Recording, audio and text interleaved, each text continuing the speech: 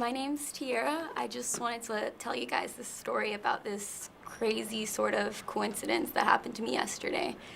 So I do background work, which I did mention before in class, and so yesterday I was on the set of The Passage, and it's a TV show. I'm not really sure what it's about yet, but just to sort of set the scene, it was like a Halloween party, and we were dancing, I guess, and I was dressed as like this cat, but I was also in heels, so I don't really know. It was kind of random. So yesterday I was on set, and it was actually pretty cool. I met some new people there.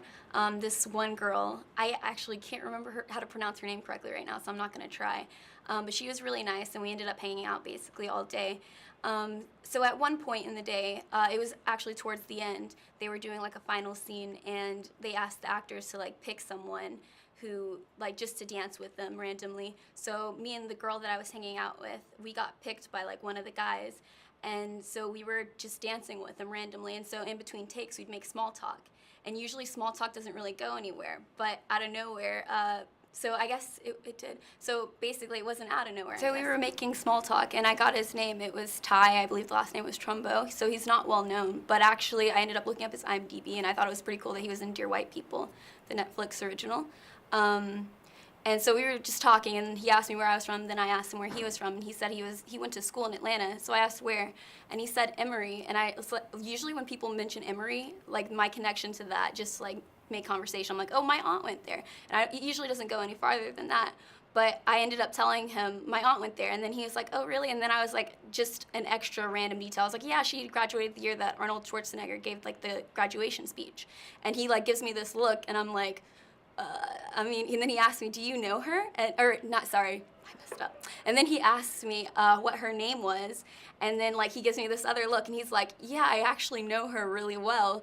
And I really wasn't expecting that. Honestly, I thought he was just making conversation and being polite, but then he started giving me details about like her past relationship, like with her ex, and I was like, okay, he actually knows her. And then out of nowhere, he's like, she actually saved my life. So it just gets even juicier than that. I wasn't able to actually get the story from him, but I just thought it was really random and out of nowhere. But yeah, he said something about her like saving his life, and I was like, okay, that sounds really dramatic. But obviously he wouldn't lie about that. So anyways, another part of the coincidence was that like I had texted her like literally hours earlier in the day, and she responded to me 2 minutes after he told me this.